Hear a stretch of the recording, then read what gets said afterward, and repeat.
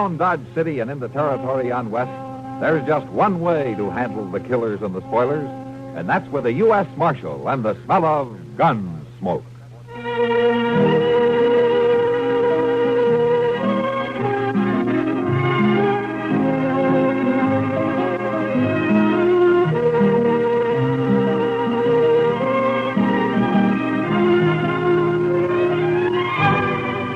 Gunsmoke, starring William Conrad. The story of the violence that moved west with young America.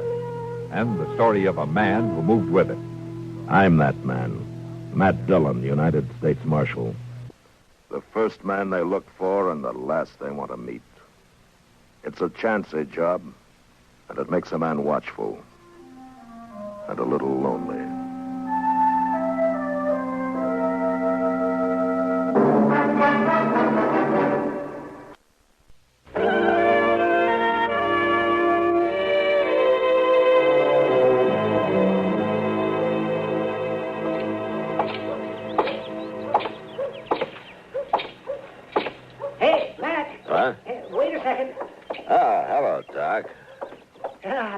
I was on my way over to the jail after you. You heard about the Lady Gay? The Lady Gay? What about it? You haven't heard, or you wouldn't ask. Heard what, Doc? Well, I'll walk along with you if you're heading that way. As a matter of fact, I was. But what's all that crowd out front? In due time, Matt. In due time. You know, Doc, there's only one thing that makes you happier than having a secret, is to collect your coroner's fee. You might get a fee out of this, too, before it's over. Well, no wonder you're all worked up. Good morning, Mr. Dillon. Chester? You heard about the Lady Gay? No, Chester, I have not heard about the Lady Gay. What? He's upset, Chester. He's the only man in Dodge who hasn't. So help me, Doc, if this is one of your practical jokes. No. I had nothing to do with it. You'll see. Pardon me, please. Will you let me through? Yes, thank you. Will you pardon me, please?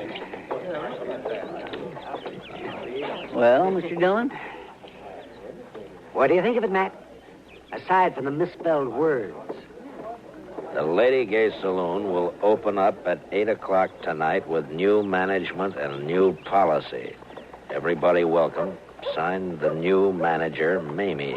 A woman? Lately of Kansas City, St. Louis, and Points East. A woman can't run a saloon in Dodge. Oh, I don't know. Miss Kitty, well, I've been doing pretty well at it. Well, yes, ma'am, but what I meant was You're not a woman, Kitty. You're an institution. Well, that might be a compliment, Matt, but I'm not quite sure. The reason you manage is because you got respectable patrons like me and Matt and Chester. I'm not sure I'd call any one of you respectable. Oh, now, Kitty. You three know anything about this Mamie person? Nobody ain't even saw her, Miss Kitty. She must have come to town last night sometime. Probably some frilly little piece of Boston fluff. You sound jealous, Kitty. Why should I be jealous? There's enough business in town for both of us. Well, satisfy your curiosity and then come on over the Long Branch for a decent drink. Well, now, Kitty, I'll have to wait until I get a look at her. Yeah, and you just might lose our trade, you know. I kind of doubt that. I'll see you boys later. Goodbye, Kitty. Say, Mr. Dillon, Mamie is the new manager. What went with Herman Bleecker? I don't know. Maybe he sold the saloon to her, but he sure didn't say anything about it yesterday morning. That's right, and I seen him over at the livery stable yesterday afternoon, showing off one of them fancy vests he's always ordering. He never said a word about it. Well, you know that little popinjay, he's flighty. It probably happened suddenly. Too sudden, Doc, even for Herman. Say, come to think of it, I ain't saw him all morning, and he's usually strutting up and down Front Street, preening himself like a powder pigeon. He's probably upstairs there, sleeping in, getting ready for the opening night. We gonna be here for opening night, Mr. Dillon? Yeah, Chester, I think maybe we better.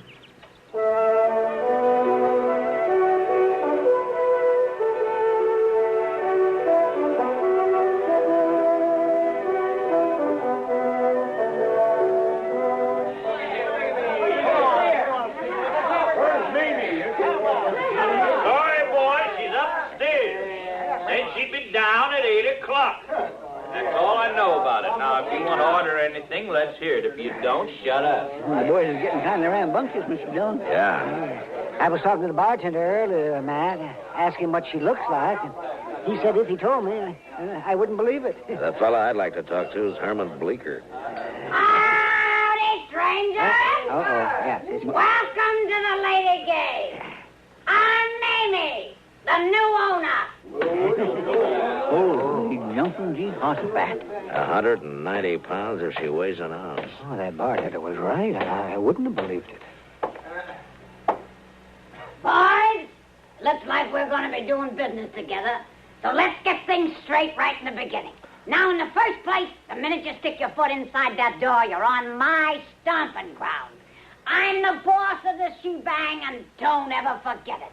When I tell anybody to hop, he hops. Is that clear? I aim to give the squarest deal in town.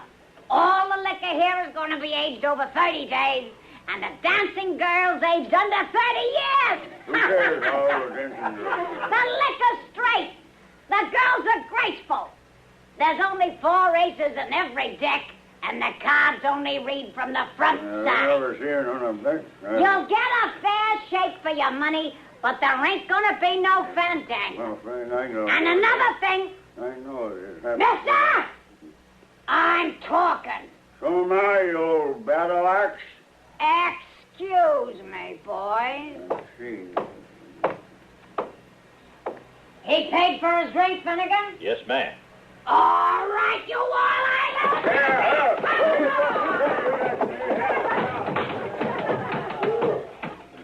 Throw his hat out after him. Now, as I was saying, boys, I just won't stand for no fandango. Maybe some of you figured I was wearing a 6-shooter for decoration. Well, just cast your eyes on that ace of spades that got tacked up on the back wall. You ready? Now! Did you see that draw, Mr. Dillon? Yeah, and she got the card, too. All right, boys. The first one's on the house, and it's the last free one you'll get. The only credit I give is for funeral expenses. Rally up,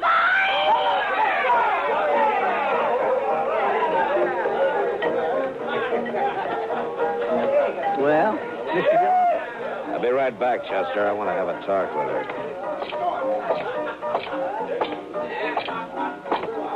Mamie? Oh, you're the marshal, huh? That's right. My name's Dillon. Proud to shake your hand, Marshal. Oh, thanks, Mamie.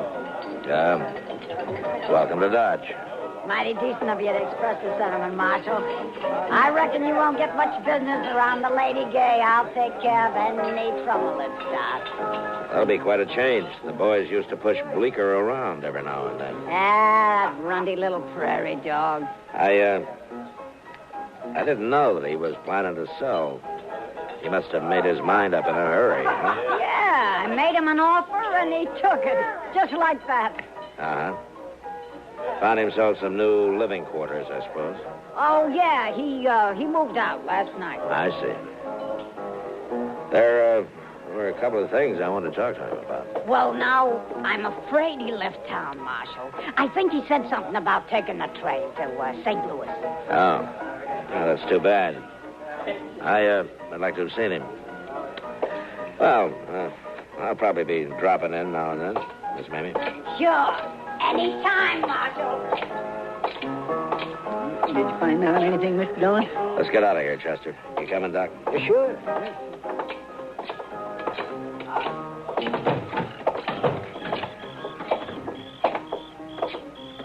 My gracious alive, I sure would hate to meet her in the dark. Yeah, she's got a voice like a bull buffalo. Ain't it awful?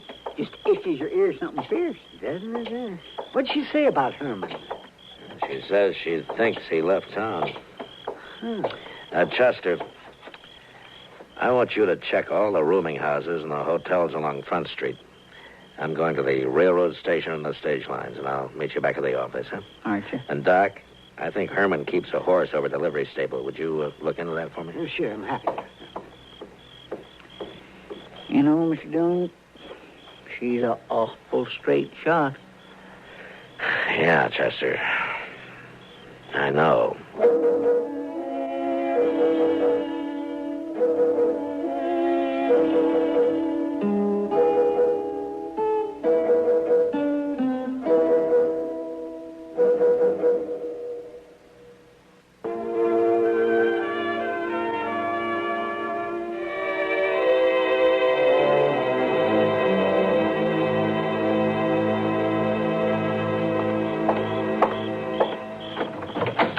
You here, Matt? Yeah, come on in, Doc. Well, Bleeker's horse is still over at the stable. He didn't tell them anything about leaving. He didn't leave, Doc. Mamie came in on the 9 o'clock train last night. Only one train out after that, around midnight, and he wasn't on it. And he didn't buy a ticket on the stage. Oh, what'd I tell you? Matt, that's settles it. Mr. Dillon, Manuel wants to see you. No? Oh, come on in, Manuel. Gracias, Senor Dillon. What's on your mind? I was at the railroad depot when I hear you ask about Senor Bleeker. Yeah, go on.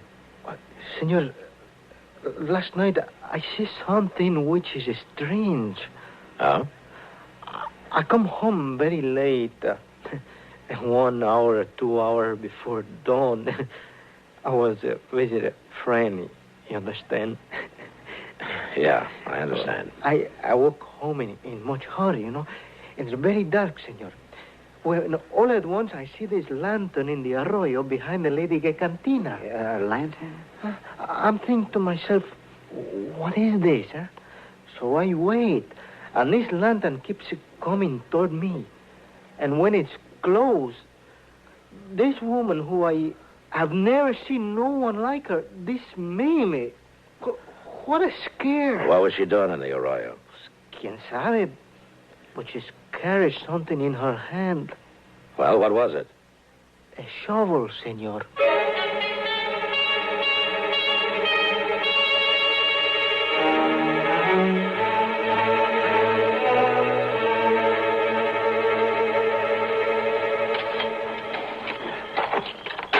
Matt, finding anything? There's something here, Doc, but I can't quite...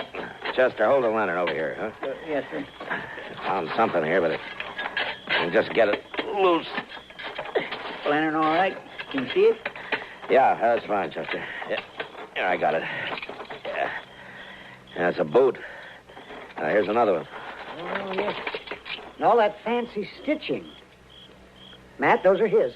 I've seen them on him. Yeah, so have I. Yesterday, in fact. Here, take them, Chester. There's a bundle of some kind here. The body? No, it's clothes, I think. I'll have a look. Well, that's all there is, too. The hole doesn't go any deeper. There's hard pan on the bottom. Here, hold the lantern down, Chester. Let me get this unwrapped. I'm not sure about that coat, Mr. Dillon. Bottom like that around town. Yeah, I know. Take a look at this vest. Oh, yes. Yes, that's Herman's. Yeah, nobody else in Dodge City'd wear a thing like that. Yeah. And from the looks of it, he won't be wearing it again either.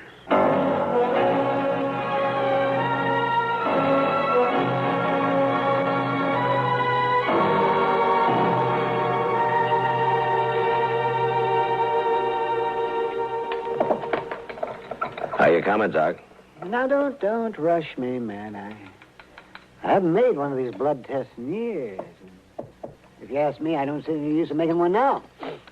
But we'll see here. Pour the precipitants into here. Yes. Matt, what other kind of blood could it be except human? Doc, I only want to be sure, that's all. All right, then. Let me see here. 5 drops of the sulfate. And, well, you sure look uncomfortable, Matt. How would you like to try arresting Mamie, Doc? It's not my job to arrest her. You're lucky. And now we'll shake this up and warm it a bit. One thing, Mr. Dillon. Shooting at a mark's not the same as a gunfight. And maybe she won't resist. You really believe that, Chester? No, sir. Well, there's still a chance we may be going off half-cocked here. That blood could have got on Herman's vest a dozen different ways. We'll soon see. Now then, a couple of drops of reagent. And look for the color change. Turn up that lamp a little bit, will you, Chester? Yeah, no. What? Well, Doc? Too bad, Matt. It's human blood.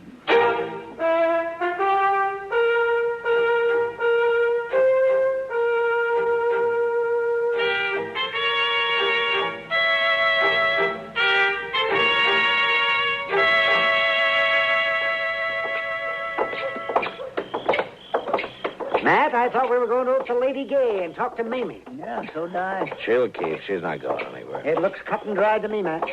You might not if you were in my shoes. Come on in the office. You know, Mr. Dillon, I talked to that barkeep, Finnegan. He said when he showed up this morning to open the saloon, this woman was inside waiting for him. Told him to come back at 8 o'clock tonight.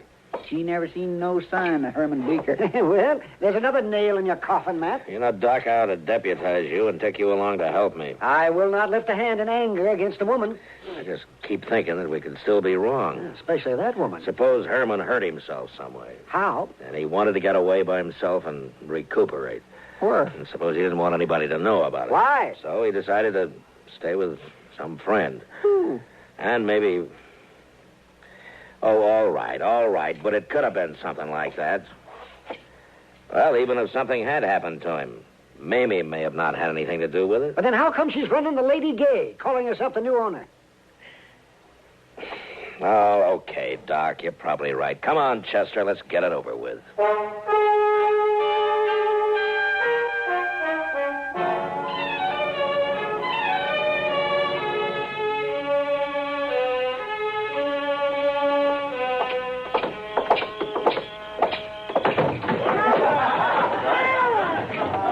Well, there she is at the end of the bar. What are you going to do, Mr. Dillon? Take her in, Chester. Maybe she'll talk when she's arrested. But I've got to get that gun away from her somewhere. By jing, it's not going to be easy. That's got to be done. I've never drawn a gun on a woman yet. I'm not going to start now. You got a plan? Yeah.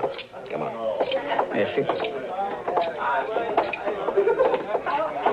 Well, Marshal, mighty glad you dropped back in. Just wondering how you were getting along, Mamie. Like a kid with two tongues and an all-day sucker. Oh, did you find that little weasel Herman Bleeker? I thought you told me that he left town. Well, I was just guessing, Mr. Dillon. He said something about planning to. Here, step up and have a shot of poison. No, thanks. As a matter of fact, I came back here for a particular purpose. You see, Chester and I have a bet on. We do? What kind of bet, Marshal? Well, it was that shooting trick of yours, hitting the center of that playing card. Oh, Chester figures it was nothing but luck. So he's betting me that you can't do it 5 times in a row. Well, now, we'll soon settle that. The card's still up there. Stand aside, boys. Mamie's gonna limber up a shooting iron. All right. There's one. A couple of them. You're doing fine so far. How am I doing up there, boys? All dead center so far. 3 down and 2 to go. There's 4. And 1 more to... Oh, yeah. What's the matter? What are you stopping now for? I got some rules I go by, Marshal. One of them's never to fire my last shot and leave my gun empty. I see. Well, that's a pretty good idea. Sorry to lose your bet for you, Marshal. I just guess you're not a gambler, Miss Mamie. Who says so? I'll take a fair bet at even odds any day of the week and twice in Philadelphia. Oh? Well, in that case, I'll make you one. I got a pretty fair gun here. Or at least I thought so until I saw yours in action. I'd say yours is every bit as good as mine. Then how about a bet, huh? Your gun against mine. 1 cut for high card. Well, Well, it's of course all right with me if you'd rather back out. who's backing out? You got yourself a bet, Marshal. Finnegan, Yes, ma'am? shuffle us a deck. Yes, Miss Mamie. If it's a bet or a fight, Mamie never backs out. There you are, Miss Mamie. Now, who goes first, Mr. Dillon? Ladies, always. All right. If your friend Lester will cut 'em for us once. Chester. Never mind, cut the cards. Yes, ma'am. Now, let's see what we've got. Well, Jack of spades. That's not bad. Pretty good, Marshal. Plenty good enough to beat anything. Oh. King of diamonds. All right. I'm beat fair and square.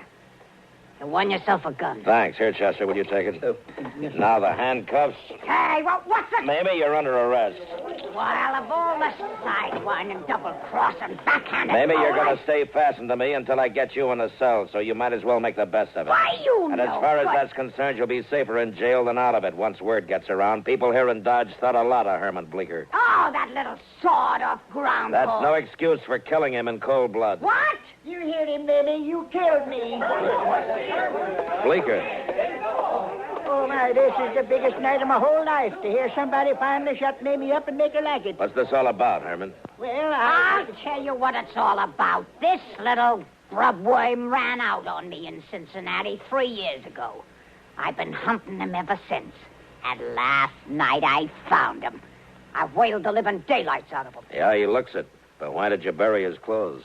Would you want to be married to a man that dressed like that? She pretty near murdered me, Marshal. I've been up there in bed all day, just too bruised and embarrassed to hobble downstairs. We've had our ups and downs, Marshal, me and little Herman. But you know how it is. Yeah. Chester, give me the keys to the handcuffs. Yes, sir. I got them right here in the... Maybe they're in the... No, I guess they're... What's the matter, Chester? Well, Mr. Dillon, when we was digging out there, well, I guess I maybe lost them keys.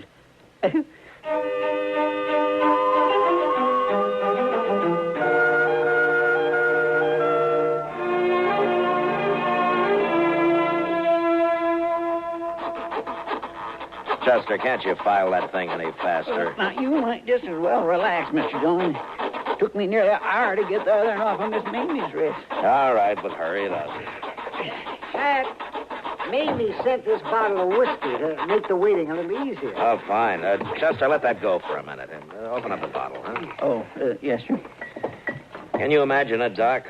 Little Herman Bleecker married for years to a woman like that? Oh, I don't want to imagine. I get nightmares. Here you go, Mr. Dillon. Ah, thanks, Chester. And one for you, Doc. Yeah, thank you. Well, boys, here's to the weaker sex. Whichever one that is.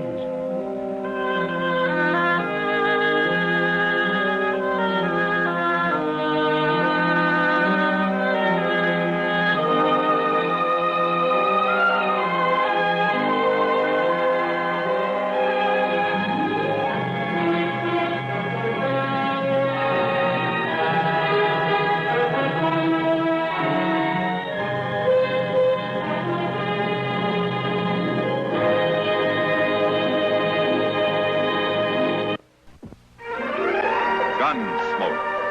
Produced and directed in Hollywood by Norman Macdonald, stars William Conrad as Matt Dillon, U.S. Marshal. Story was specially written for Gunsmoke by Les Crutchfield, with editorial supervision by John Meston. Harley Bear is Chester, Howard McNear is Doc, and Georgia Ellis is Kitty. This is George Walsh inviting you to join us again next week when CBS Radio presents another story on Gunsmoke.